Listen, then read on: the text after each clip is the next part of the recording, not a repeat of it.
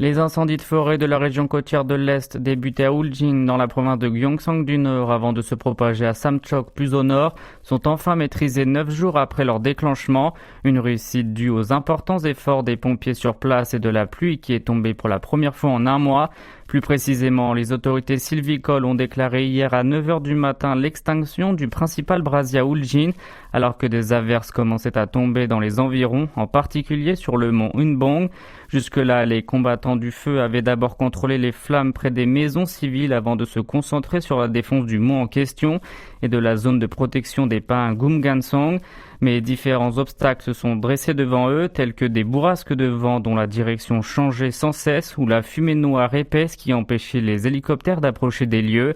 Une situation encore plus compliquée au niveau du mont Unbong, haut de 1000 mètres, dont les pierres encore très chaudes risquaient de déclencher des situations dangereuses. Des équipes spéciales ont dû alors être dépêchées. Les autorités focaliseront désormais leurs efforts pour venir en aide aux habitants des zones endommagées et pour réaménager les forêts frappées par les incendies.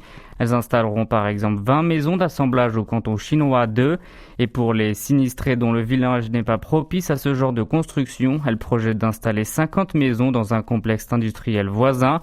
Le directeur du service des forêts, Choi Byung-ham, en a fait part en annonçant que le gouvernement mènera également une enquête pour faire état de l'ampleur des dégâts. Ces feux ont été les plus longs et les plus destructeurs dans l'histoire moderne de la Corée du Sud. Heureusement, aucune perte humaine n'a été déplorée. D'après les premières estimations, 24 900 hectares sont partis en fumée, un triste record.